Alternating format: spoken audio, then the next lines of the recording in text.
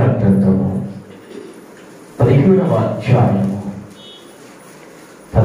అధ్యాయము 20 వచనమును మనం ముందుగా జ్ఞాపకం చేసుకుందాం. 20 వచనము.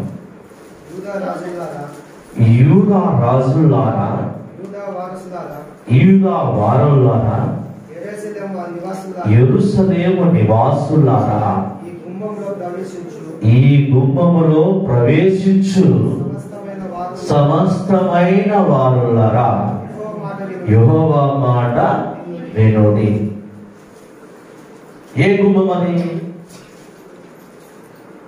పరిశుద్ధ ఆలయపు గుమ్మము. హల్లెలూయా, హల్లెలూయా. ఇక్కడ కుల మత వర్గ ఎటువంటి భేదము లేకుండా దేవుడు ఈ మానవ కోటికి అనగా ప్రతి మనుషునికి జ్ఞాపకము చేస్తున్నటువంటి మాట ఏంటి అంటే, అందరినీ పిలుస్తా ఉన్నాడు. యూదా రాజులారా, యూదా వారులారా, యెరూషలేము నివాసులారా, ఈ గుమ్మములో ప్రవేశించు సమస్తమైన వారులారా, యెహోవా మాట వినుడి. దేవుని మాట వినండి. దేవుని యొక్క మాట ఏంటో దానిని విని ఆ ప్రకారముగా మీ జీవితములను కట్టుకొనుడి, మీ జీవితాలను భద్రపరచుకోండి అని ఇర్మీయా మాట్లాడుతూ ఉన్నాడు. దేవుని మాట వినండి. ఆయన మాట వింటే, ఆయన మాట వింటే నీవు ఒక శక్తిమంతుడవుగా ఉంటావు. ఆయన మాటలు మనం గమనిస్తే కనుక దేవుని యొక్క మహాశక్తిని మనం విసర్జించుకుంటున్నామేమో. ఒకవేళ నిన్ను కూడా ఈ లోకము విసర్జించుకుంటుందేమో. దేవుని ఎడల కనుక నీవు భయభక్తులు కలిగి ఆయన త్రోవలో నువ్వు నడుచుకున్నట్లయితే, దేవుని మహాకృపను బట్టి ఆయన కృపలో నువ్వు దాగి ఉన్నట్లయితే, దేవుని శక్తిని ఆవరించినట్లయితే నీవేనంట ఒక జీవం జలము ఊట. హల్లెలూయా. నీవు ఒక జీవ జలము యొక్క ఊట. ఆయన శక్తిని పొందుకుంటే, ఆయన నామములో ఆయన మాట వింటే కనుక నీవే ఒక జీవ జలము. బాగా గమనించాలి ప్రియమైన సహోదరి సహోదరా. యేసు క్రీస్తు యొక్క అడుగు జాడలు నడుచుకునేటప్పుడు, యేసు క్రీస్తు యొక్క మహాశక్తిని బట్టి ఆయన నామాన్ని అంగీకరించి ఆయన నామములో నువ్వు దాచబడి ఆయన ఆజ్ఞలని హృదయంలో ఉంచుకున్నట్లయితే నీవే ఒక జీవ జలము యొక్క ఊటలా నిలబడతావు అని దేవుని యొక్క వాక్యములు స్పష్టంగా తెలియజేస్తూ ఉన్నాయి. హల్లెలూయా, హల్లెలూయా. చూడండి, దేవుని యొక్క మాట అంటుంది, ప్రకటన గ్రంథము 7వ అధ్యాయము 17వ వచనం ఒకసారి చదవండి. ఎలాగనగా సింహాసన మధ్యము నుండి గొర్రె పిల్ల వారికి కాపరి అయి జీవ జలముల బుగ్గ యొద్దకు వారిని నడిపించును. హల్లెలూయా, హల్లెలూయా. ఎప్పుడైతే యెహోవా మాట వింటామో, ఆయన మాట విని ఆ ప్రకారముగా నీ నడికట్టును బిగించుకొని ఆయన వాగ్దానము చేత యెహోవా గుమ్మములో ప్రవేశిస్తామో, దేవుడు అంటా ఉన్నాడు, ఎలాగనగా సింహాసన మధ్యమందుండు గొర్రె పిల్ల వారికి కాపరి అయి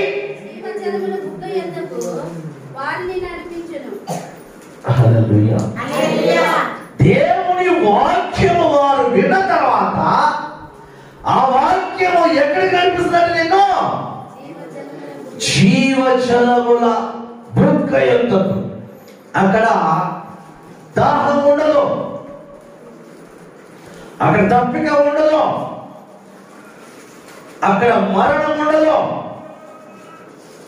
నిత్యము ప్రభువును ఇరుమే అన్నమాట. ప్రభువా నీవు నన్ను స్తోత్రపరచుము, నేను నిన్ను స్తోత్రించెదను. దేవదూతలు ఏం చేస్తున్నారంట? స్తోత్రములు చేయించున్నారు దేవుని సన్నిధిలో. పరలోక రాజ్యంలో దేవుని మహాశబ్దముతో ఆయన స్తోత్రములు చెల్లిస్తూ ఉన్నారు, ఆయనకు ఘనతలు చెల్లిస్తూ ఉన్నారు. ఎప్పుడైతే దేవుని యొక్క మహాశక్తిని బట్టి ఆయన గుమ్మములో చేరి ఆయన సన్నిధిలో నీవు ప్రభు యొక్క మాటలు వినికిడిలో తీసుకొని వాటి చేత నీ నడికట్టును బిగించుకొని ప్రభు యొక్క సన్నిధికి సరికి ఇక్కడ చూడండి. సింహాసన మధ్యమందుండు గొర్రె పిల్ల వారికి కాపరి అయి జీవ జలముల బుగ్గ యొద్దకు వారిని నడిపించును. జీవ జలములు అవి ఎక్కడ ఎండిపోయినది కాదట, ఎప్పటికీ ఎండిపోదు. ఎన్నడూ జీవం జలము ఊట ఊరుతూనే ఉంటుంది. ఆ ఊటలో మనం ఉన్నాం, ఆయన సన్నిధిలో మనం ఉన్నాం. ఆయన సన్నిధిలో ఉంటే మనము గిన్నె నీళ్లు పోసినప్పుడు ఏ విధంగా అయితే పొంగి పొర్లుతుందో, నిండిన తర్వాత ఏ విధంగా అయితే పొంగి పొర్లుతుందో, దేవుని వాక్యము చేత మనము మన హృదయం నిండా దేవుని మాటలు నిండి పొర్లాలంట. హల్లెలూయా, హల్లెలూయా. ఎందుకంటే ఈ మాటలు ఎక్కడ రావు, ఎక్కడ దొరకవు, కేవలము ఆయన పరిశుద్ధ స్థలములో మాత్రమే వినబడుతుంటాయి. హల్లెలూయా, హల్లెలూయా. ఆయన సన్నిధిలో జీవ జలమును నింపుకోవాలి. ఆ జీవ జలము నింపుకుని మనం ఏం చేయాలంట? ప్రభువులో ఎదగాలి. ఎప్పుడైతే ఇది ఎదుగుతావో, ఈ యొక్క జీవ జలము చేత నీవు నింపబడతావో, ప్రభువు నిన్ను జీవ జలముల బుగ్గ యొద్దకు వారిని నడిపించును. దేవుడే వారి కడుల నుండి ప్రతి బాష్ప బిందువును తుడిచివేయును. హల్లెలూయా. బాష్ప బిందువు అంటే ఏంటి? కన్నీళ్లను తుడిచివేయు. ఎప్పుడైతే ఆయన జీవ జలము నీలోనికి వెళుతుందో, ఆ జీవ జలాన్ని ఎప్పుడైతే నువ్వు స్వీకరిస్తావో, దేవుడే వారి కన్నీళ్లను తుడిచి, వారి కన్నీళ్లను తుడిచి ఇర్మియాను స్వస్థపరిచినట్టుగా నన్ను ప్రతి ఒక్కరిని స్వస్థపరచు దేవుడు మన ప్రభు అయిన యేసు క్రీస్తు వారు. హల్లెలూయా, హల్లెలూయా. ఆయన నామాన్ని అంగీకరించి ఎప్పుడైతే ప్రభువును స్తుతిస్తూ ప్రభువును గణపరుస్తూ ఆయన మాట విని ఆ ప్రకారంగా నడుచుకుంటే కనుక దేవుడు అంటాడు, నేను ఎక్కడ కనిపిస్తాడంట? జీవ జలముల ఊట దగ్గరకు, జీవ జలముల బుగ్గ యొద్దకు. హల్లెలూయా, హల్లెలూయా. ఆయనది ఎక్కడ ఉంది? ఆయన సన్నిధిలో ఉన్నది. ఆయన సన్నిధికి వచ్చే ప్రతి ఒక్కరినంట ఆయన ఏం చేస్తాడంటే, అయ్యగారు అడుగుతాడో లేదో కానీ ప్రభువు మాత్రం అడుగుతూనే ఉంటాడు. హల్లెలూయా, హల్లెలూయా. ఆయన సన్నిధిలోనికి ప్రతి వారము నీవు వెళ్తా ఉంటే, ప్రతి వారం ఆయన సన్నిధిలో నువ్వు కనబడతా ఉంటే, ఆయన మాటలు వింటా ఉంటే, ఆయన నీ హృదయంలో నేను చొచ్చుకొని ఒక జీవ జలాన్ని అనుగ్రహిస్తాడు. జీవజలం అనుగ్రహిస్తాడు. ఆ జీవజలము నీకు అనుగ్రహించడమే కాదు, ఆ జీవజలము దగ్గరికి అందరిని చేర్చుకుంటాడు. ఎవరైతే ఈ జీవజలాన్ని తీసుకుంటారో వారి ఈ లోకములో కానీ ఎక్కడ కానీ దప్పిగా కొనరు. హల్లెలూయా, హల్లెలూయా.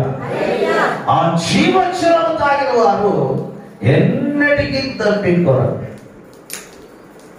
ఈ మాట సమరయ స్త్రీతో యేసు ప్రభువు వారు మాట్లాడారు. ఒకవేళ నీవు గనక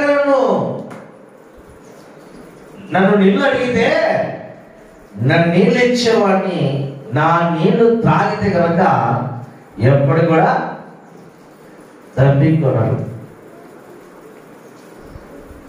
హల్లెలూయా, హల్లెలూయా. ఆ జీవజలం ఏంటయ్యా మనకి అంటే, క్రైస్తవులమైన మనకు ఏంటయ్యా అంటే దేవుని వాక్యము. హల్లెలూయా, హల్లెలూయా. దేవుని వాక్యము చేత నింపబడాలి, దేవుని మాటల చేత నింపబడాలి, దేవుని ఆత్మ చేత మనము నింపబడాలి. అప్పుడే దేవుడు నీవు స్తోత్రించిన విధానాన్ని బట్టి దేవుడు నిన్ను ఆశీర్వదిస్తాడు. హల్లెలూయా, హల్లెలూయా. దేవుడు ఎప్పుడైతే మనల్ని ఆశీర్వదించాలనుకుంటాడో మనము ఆ ఆశీర్వాదాన్ని పొందుకోవాలి. అంటే మొట్టమొదటిగా మనం ఆయన మాట వినాలి, ఆయన మాట వినాలి. అందుకే సమస్తమైన జనులారా, సమస్తమైన వారులారా, ఈ గుమ్మములు ప్రవేశించు సమస్తమైన వారులారా, యెహోవా మాట వినండి, యెహోవా మాట వినండి. ఆ మాట విని ఆ ప్రకారంగా నువ్వు కట్టుకుంటే గనక, ఆ ప్రకారంగా ఆయన మాట వింటే గనక, ఇర్మియా అంటాడు, యెహోవా నన్ను స్వస్థతపరచుము, యెహోవా నన్ను రక్షించుము. నన్ను రక్షిస్తే ఎప్పటికీ నీ సన్నిధిలో నేను నిన్ను స్తోత్రించుదను, కీర్తించదను, నేను మహిమపరుస్తాను. ఆయన అంటున్నాడు, ఆయన నిన్ను రక్షించి ఉన్నాడనుకో, ఆయన నిన్ను కాపాడి ఉన్నాడనుకో, ఆయన నీ రోగాన్ని తీసివేశాడనుకో, నీ బాధలను ఆయన తీసివేశాడనుకో, నువ్వేం చేస్తావు?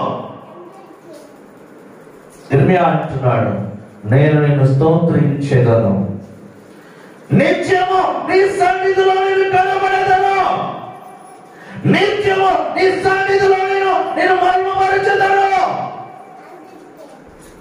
హల్లెలూయా, హల్లెలూయా. ఆయన కనుక నీవు ఆయన మాట విని ఆయనను మహిమపరుస్తా ఉంటే ఆయన నిన్ను జీవ జలముల బుగ్గ ఎద్దుకు నడిపిస్తాడట. హల్లెలూయా, హల్లెలూయా. చూడండి 21వ అధ్యాయము, ప్రకటన 21వ అధ్యాయము 6వ వచనాన్ని ఒకసారి చదువుకుందాం.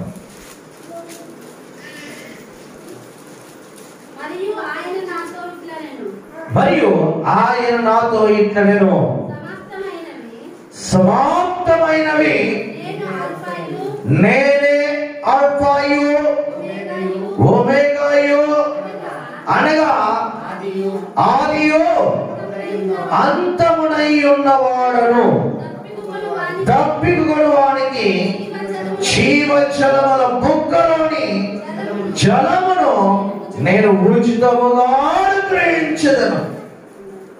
నేనే అల్ఫాయు ఒమేగాయు, నేనే ఆదియు అంతమునై ఉన్నాను. ఇంకో వాటికి ఏంటంటే తప్పిక కొనువానికి నేను దాహమును తీర్చువాడను కూడా నేనే. హల్లెలూయా.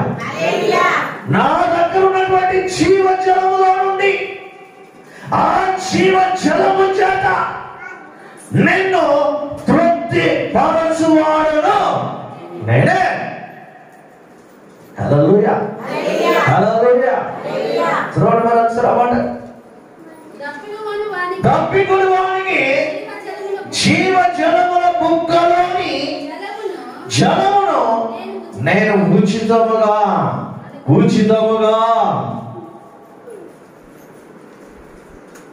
బాధపడుతున్నావా ప్రియ సహోదరి సహోదరుడా? రక్షణ లేదని, స్వస్థత లేదని, శాంతి లేదని, సమాధానము లేదని, ఈ లోకములు అలసిపోయి ఉన్నావేమో. యేసు ప్రభువు అంటాడు, నా దగ్గర ఉన్న జీవ జలముల నుండి, ఆ జీవ జలముల నుండి ఆ జలము చేత నేను సంపూర్ణ స్వస్థతలుగా, సంపూర్ణ ఆశీర్వాదములు చేసి నిన్ను రక్షించే దేవుడు నేనే. హల్లెలూయా. హల్లెలూయా. నా దగ్గర ఉంది ఆ జీవజలము చేత నిన్ను ఉచితముగా, నువ్వేం ఖర్చు పెట్టద్దు, నువ్వేమి డబ్బులు ఇవ్వద్దు, నువ్వేమి పెట్టద్దు, ఉచితముగా నేను ఇస్తున్నాను, ఉచితముగా నేను బాగు చేస్తున్నాను, ఉచితముగా నేను స్వస్థతపరుస్తున్నాను, ఉచితముగా నేను బలపరుస్తున్నాను. హల్లెలూయా. హల్లెలూయా. అవరసిందోడి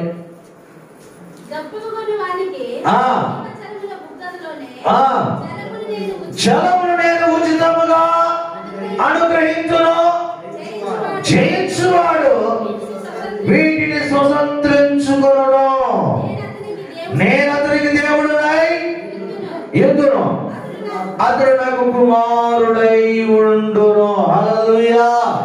ఎప్పుడైతే ఈ జీవ జలాన్ని పొందుకుంటాడో, ఈ జీవ జలాన్ని పొందుకుంటాడో, వాడు నాకు కుమారుడై ఉంటాడు, వాడికి నేను దేవుడునై ఉంటాను. హల్లెలూయా. హల్లెలూయా. ఏది ఆ జీవ జలము? దేవుని మాట. దేవుని మాటలు విని ఆ జీవజలాన్ని పొందుకుంటాడు. ఆ జీవజలాన్ని పొందుకున్న తర్వాత ఆ జీవజలము మనలోకి వచ్చిన వెంటనే మనము ఏమవుతామంట? దేవుని బిడ్డలమవుతాం. మరలా ఆ జీవజలాన్ని మనం పొందుకోవడమే కాదు, మనం ఆ జీవజలాన్ని ఇతరులకు పంచే రకముగా ఉంటాం. హల్లెలూయా. హల్లెలూయా. ఆ జీవజలము ఎప్పుడైతే నీలో నింపబడి ఉంటుందో, ఇరువురికి దాహము తీర్చే బిడ్డగా మారిపోతున్నాం.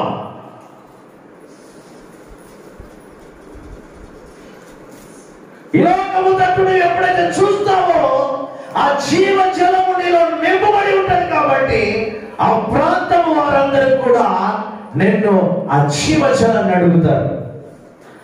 అందరికి జీవజలాన్ని ఉచితంగా నీవు పొందుకున్నావు కాబట్టి ఉచితంగానే నీవు జీవజలాన్ని పంపిణీ చేస్తావు. హల్లెలూయా. హల్లెలూయా. ఆ జీవజలాన్ని పొందుకున్న మనము, దేవుని యొక్క వాక్యాన్ని పొందుకున్న మనము, దేవుని వాక్యమును ఎప్పుడైతే విత్తుతున్నామో అదే నిజమైన జీవజలం. హల్లెలూయా. హల్లెలూయా. జయించువాడు వీటిని స్వతంత్రించుకును. నేను అతనికి దేవుడునై యుందును, అతడును నాకు కుమారుడై యుండును. హల్లెలూయా, హల్లెలూయా. ఎప్పుడైతే దేవుని వాక్యం వింటూ వింటూ వింటూ ఉండే కొద్దీ ఆయన వాక్యం మనలోనికి వెళ్ళి మనలను అతనికి కుమారుడుగా చేస్తుంది. మనకు అతడు దేవునిగా నిలబెడుతుంది. హల్లెలూయా. వినకపోతే ఏమి రాదు. వచ్చామా పోయామా, వచ్చామా పోయామా, ఇంతకు మించి ఏమీ ఉండదు. నీలో మార్పు రావట్లేదు అంటే కారణం దేవుని మాట వినకుండా ఉన్నావు. నీ కుటుంబం ఇంకా మార్మనసు పొందట్లేదు అంటే కారణం దేవునికి నీవు ఇంకా హృదయం ఇవ్వట్లేదు. ఎప్పుడైతే దేవుడికి నీవు హృదయం ఇస్తావో ఆ జీవజలము ఆ నదులు కూడా వెళ్ళి, ఏ నదులు? మన శరీరం యొక్క ద్వారంలోని ప్రవహించి ఆ జీవజలము నింపబడి దాహమును తీర్చి నిన్ను సంతోష భరితుడిగా చేసి సమాధాన భరితుడిగా చేసి ఆ జీవజలము చేత నింపి నేనేం చేస్తుందంటే సంపూర్ణునిగా చేసినప్పుడు నీకు ఒక తీర్మానం వస్తుంది. అవును, నేను ఇంతకు ముందు ఇలా ఉండేవాడిని కాదు. యేసుక్రీస్తు నాతో మాట్లాడాడు, నన్ను స్వస్థతపరిచాడు, కాబట్టి నేను ఆయనకు కృతజ్ఞతుడై ఉన్నాను. నాకు ఏది వద్దు, నాకు ఆయనే కావాలి. నాకు ఏమి వద్దు, నాకు ఆయనే కావాలి. ఆయన మాట వింటే చాలు, ఆయన నాకు కావాలి. హల్లెలూయా, హల్లెలూయా. చూడండి 22 మొదటి మాట కూడా మనం ఒకసారి గమనిస్తే అక్కడనే స్ఫటికము వలె మెరియునట్టి జీవజలముల నది దేవుని యొక్కయు గొర్రెపిల్ల యొక్కయు సింహాసనము వద్ద నుండి ఆ పట్టణపు రాజవీధి మధ్యలో ప్రవహించుట ఆ దూత నాకు చూపెను. ఈ మాటకు నేను ఒక ఉదాహరణ జ్ఞాపకం చేస్తున్నాను ప్రియ సహోదరి సహోదరుడా. ఈ మాట ఏమంటుందంటే స్ఫటికము వలె మెరియునట్టి ఆ జీవజలము ఎప్పుడైతే నిన్నోడికి వస్తుందో ఆ జీవజలము అనగా దేవుని వాక్యము చేత నేను దేవుడు మలచిన తర్వాత, దేవుని వాక్యముతో నీవు నింపబడిన తర్వాత ఆ ప్రాంతం అంతా కూడా మెరుస్తావట. హల్లెలూయా, హల్లెలూయా. మరోసారి అన్నమాట మెరియునట్టి ఏంటిదా? మెరియునట్టి అంటే మెరుపులాగా ఆ ప్రాంతంలో మెరుపులాగా జీవజలముల నది దేవుని యొక్కయు గొర్రెపిల్ల యొక్కయు సింహాసనమునొద్ద నుండి ఆ పట్టణ రాజవీధిలో, అనగా మన ప్రాంతం అంతా కూడా దేవుని మహిమ చేత దేవుని యొక్కయు గొర్రెపిల్ల యొక్కయు ఆ జీవజలము నీలోనికి ప్రవహించి నిన్ను అక్కడ నిర్మిస్తా ఉంది. హల్లెలూయా, హల్లెలూయా. అంటే ఆ ప్రాంతంలో నీవు మెరుపు తీగలాగా మెరుస్తూనే ఉంటావు. ప్రైజ్ ది లార్డ్, హల్లెలూయా. ఆ జీవజలము మనలోనికి వచ్చిన తర్వాత మనల్ని మురిపించడానికి మెరిపించడానికి ఎంతగా ప్రయాసపడుతుందో ప్రియ సహోదరి సహోదరుడా ఒక్కసారి ఆలోచించు. ఆ జీవజలం ఎవరయ్యా అంటే యేసు ప్రభువు. ఆయన మాటలు ఎవరయ్యా అంటే దేవుని యేసు ప్రభువు వారివి. అందుకని ఆయన అంటాడు, యోహాను సువార్త 1:1 అంటాడు, చదవండి ఒకసారి. ఆది యందు వాక్యము ఉండెను, వాక్యము దేవుని యందు ఉండెను, వాక్యము దేవుడై ఉండెను. వాక్యము దేవుడై ఉండెను. ఆ వాక్యం మనలోనికి వచ్చింది అనుకోండి, ఒక మెరుపులాగా మనలను మెరిపిస్తాడంటే లోకంలో. అందుకనే ఆయన మాట విని స్వస్థత పొందుకోవాలి. తర్వాత ఆయనకు కృతజ్ఞత కలిగి ఆయన నామానికి సాక్షిగా ఉండాలి. హల్లెలూయా, హల్లెలూయా. దేవుడు నిన్ను ఆ జీవ జలము చేత నింపుతాడు. సామెతలు 10:11 చదవండమ్మా. 3 మాటలు చెప్పాను, ముగించేస్తాను. 10:11 నీతిమంతుల నోరు జీవపు ఊట. హల్లెలూయా. ఆ జీవ జలము ఎప్పుడైతే మనం పొందుకుంటామో, ఆ జీవ జలం మనలోనికి వెళ్ళి, యేసుక్రీస్తు పరిశుద్ధుడు కాబట్టి, యేసుక్రీస్తు ప్రభువారు పరిశుద్ధుడు కాబట్టి, మనము ఆ పరిశుద్ధతను పొందుకున్నాము కాబట్టి, ఆ జీవ జలంలో నుండి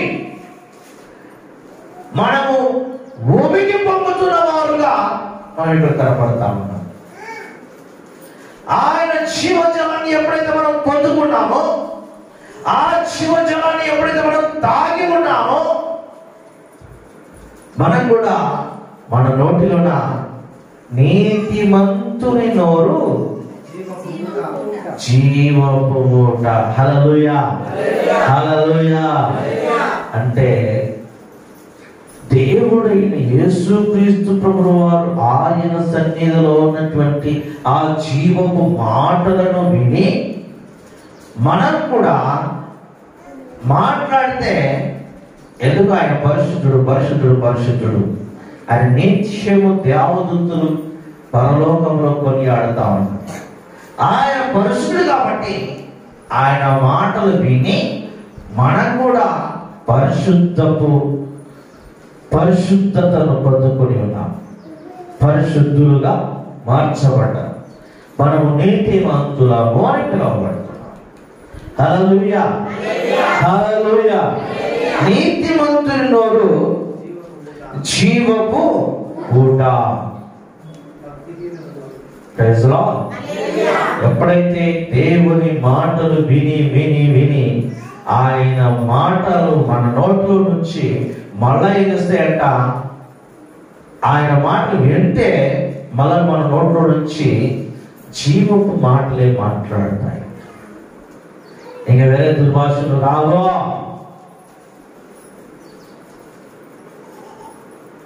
ఆయన జీవ జలాన్ని పొందుకున్న మనము ఇతరులకు జీవన ఆధారము కలిగించేవారుగా మారిపోతూ ఉన్నాం. హల్లెలూయా, హల్లెలూయా. 13-14 ఒకసారి చదవండి. 13-14.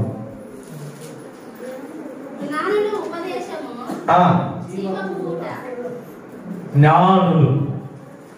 ఎక్కడుంది జ్ఞానం? ఆ జ్ఞానము నేర్చుకోవడానికే ఇర్మియా అంటా ఉన్నాడు, సమస్త నివాసులారా. ఎక్కడికి ఉన్నాడు? ఈ గుమ్మములో ప్రవేశించండి. ఈ గుమ్మములో ప్రవేశించు సమస్త వారులారా, యెహోవా మాట వినుడి. ఆయన మాట వింటే జ్ఞానం వస్తుంది. ఏమొస్తుంది మనకు? ఆయన మాటలు వింటే ఏమొస్తుంది? జ్ఞానం వస్తుంది. ఆ జ్ఞానము నిన్ను మార్పులోకి తీసుకెళ్తుంది. ఆ జ్ఞానం కలిగిన మాటలు ఎప్పుడైతే నీలోనికి వస్తుందో అవి నిన్ను జ్ఞానవంతులుగా చేస్తాయి. ఆ జ్ఞానం కలిగిన మాటలు నీ నోట జీవపు ఊటగా మిగులుతాయి. హల్లెలూయా, హల్లెలూయా. మన నోటి నుండా ఏం పెడుతున్నాడంట? జీవపు ఊటగా పెడుతున్నాడంట. ఆ జీవ జలము మన నోటి నిండా జీవ జలపు ఊటగా మారుస్తా ఉన్నాడు. హల్లెలూయా. 14:27 వచ్చిన చదవండి. అక్కడనే యెహోవా యందు భయభక్తులు కలిగి ఏమంట? యెహోవా యందు భయభక్తులు కలిగి ఉండుట జీవపు ఊట. ఆయన యందు భయభక్తులు కలిగి ఉండడమే జీవపు ఊట మనలో ఊరుతుందండి. ఆయన యందు భయభక్తులు లేవనుకోండి, మన నోటి నిండా ఏమవుతుంది తెలుసా? దుర్భాషలే, వేరే ఏమి రాదు. ఆయన మాట ఎందుకనుకోండి, అన్నిల దగ్గర వెళ్ళి చూడండి, ఒక్కరోజు ఉన్నాడు వాళ్ళ ఇంట్లో తెలుసుకోండి. మన ఇంట్లో ఉన్న ఆనందము, ఆ ఇంట్లో ఉన్న ఆనందానికి ఒకసారి పరిశీలన చేయండి. నిజానికి చెబుతున్నా, నేనైతే ఇంకొకరి ఇంటిలోనికి వెళ్ళి ఒక రోజు కూడా ఉండలేదు. హల్లెలూయా. వాళ్ళ అలవాట్లు వేరు, వారి పద్ధతులు వేరు. అందుకనే ఎక్కువ శాతము నా ఇంటిలో ఉన్న ఆనందము ఇంకొక ఇంటిలోనికి వెళ్ళిన తర్వాత రాదు. అందరికీ అదే అనిపిస్తుంది నాకు తెలిసి. మన ఇంట్లో నుంచి ఇంకొకరి ఇంటికి వెళ్ళేసరికి ఒక రోజు ప్రేమగా ఉండొచ్చు, కానీ మూడో రోజు చెప్పబోతారు అప్పుడు విన్ను అన్నట్టు ఉంటుంది. హల్లెలూయా. ఒకవేళ నువ్వు బంధువుగా వెళ్ళినా, నిజానికి సొంత కొడుకైనా కూతురైనా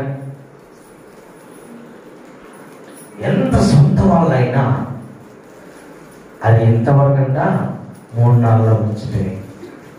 హల్లెలూయా. 3 రోజుల ముచ్చటే. 3వ రోజు దాటిందనుకో ఏమవుతుంది చెప్పండి? నా పిల్లల్ని ఇట్లా, నీ పిల్లల్ని ఇట్లా, నన్ను ఇట్లానే, ఇట్లా అట్లని చెప్పేసి ఎప్పుడు పోతారు అబ్బా వీళ్ళు అన్నట్టు చేస్తూ ఉంటారు. హల్లెలూయా. అదేంటి మన పరిస్థితి. అందుకనే దేవుని యొక్క జీవ గ్రంథంలో రాయబడుట ఎంత సులభమో చూడండి. ఆయన సన్నిధిలోనికి వస్తేనే అది సులభం. సన్నిధిలోనికి రాలేదనుకోండి, ఆయన సన్నిధిలోకి వస్తే ఇలా జ్ఞానాన్ని పొందుకొని, ఆ జ్ఞానం అంట జీవపు ఊట. ఈ జ్ఞానము మనం ఎప్పుడైతే వింటా ఉంటామో మన హృదయంలోనికి వెళ్ళి ఆ మాటలు ఇతరులకు పంచిపెడుతూనే ఉంటాం. జీవపు ఊట. ఆ జ్ఞానం ఎక్కడి నుంచి వస్తుంది? యెహోవా యందు భయభక్తులు కలిగి ఉండుట జీవపు ఊట. ఆయన సన్నిధిలో భయభక్తులు కలిగి ఉండడమే జీవపు ఊట.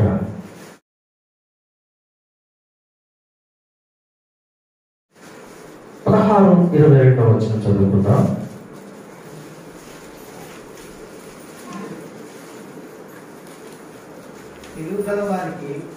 తెలివి గల వారికి వాని తెలివి జీవపు ఊట. తెలివి గలవారు, తెలివైన వాడు, వారికి ఆ తెలివే జీవపు ఊట. ఆ తెలివి నుంచి ఇంకో మాట చూడండి, మూఢులకు వారి మూఢత్వమే శిక్ష. మూఢులకు అంటే ఏంటి? వదలలే మందిరానికి. ఇంకా కొంతమంది ఉన్నారంటే వాళ్ళని కూడా వాడు చెప్తాను. ఒకరేమో చర్చి బలమంటారు, ఇంకొకరేమో అంటారు ఏమవుతావు ఈరోజు పరివారం వెళ్ళావా. వారిని బట్టి నాకేం కోపం కాదు, కానీ దేవుడు అయితే అంటున్నాడు, క్లుప్తంగా చెప్తున్నాడు. ఏం చెప్తున్నాడు? మూఢులకు వారి మూఢత్వానికే శిక్ష. ఆ మాట అంటున్నావు అంటే శిక్ష పొందుకోవడానికి దగ్గరగా ఉన్నావు. ఆ శిక్ష మన మీదకి రాకూడదు అంటే దేవుని మాట వినాలి, దేవుని మాట వినాలి. ఆ ప్రకారంగా విని దేవుని యొక్క సన్నిధిలోనికి ఎప్పుడైతే చేరుకుంటామో దేవుడంట వారికి జీవపు ఊట కలిగించడానికి దేవుస్తాను.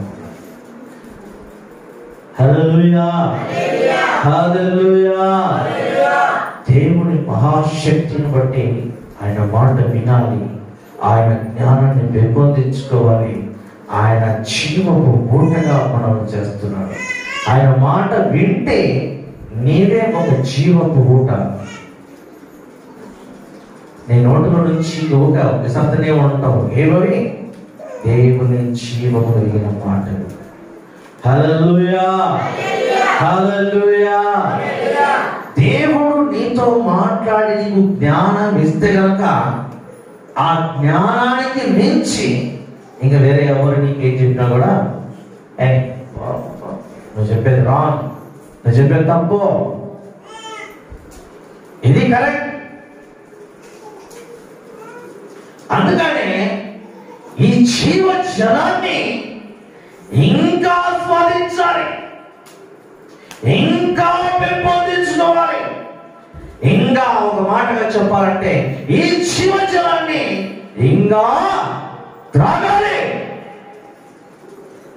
త్రాగే కొద్దీ నీ నోటిలో జీవపు ఊట పెరగతూనే ఉంటుంది. ఎంత నింపుకుంటే అంతగా ఆశీర్వదించబడతావు. హల్లెలూయా. ఎంతగా దేవుని మాటలతో నీవు నింపబడతావో అంతగా నీవు నీ కుటుంబం ఆశీర్వదింపబడుతుంది. అందుకని ప్రియ సహోదరి సహోదరా, ఇర్మియా అంటున్నది ఏంటంటే, ఈ కుంభములో ప్రవేశించు సమస్తమైన వారులారా యెహోవా మాట వినుడి. వినండి అని ఎందుకు చెప్తున్నారు అంటే ఈ జీవజలాన్ని పొందుకోవడానికి, ఈ జీవజలాన్ని తాగడానికి. ఈ జీవజలం తాగిన వారంట ఎన్నడను దప్పిక కొనరు. ప్రార్థన చేసుకుందాం.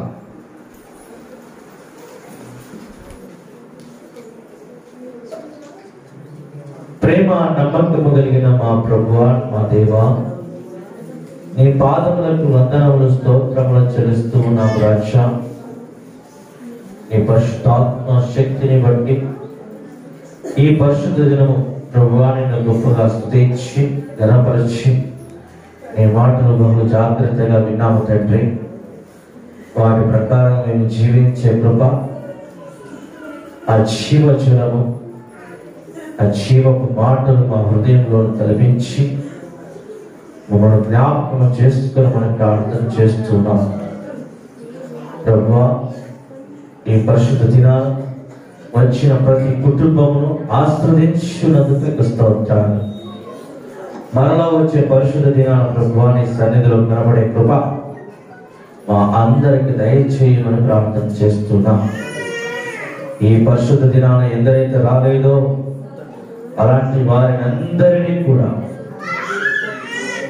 ఆశీర్వదించండి, బలపరచండి, నీ మహిమతో నింపడమని ప్రార్థన చేస్తున్నా. ఎలాంటి శోధన కానీ వేదన కానీ లేకుండా మీ పరిశుద్ధ వాక్యము చేత దీవించి మీ మహిమతో నింపబడటం కృపచూపమని ప్రార్థన చేస్తున్నా.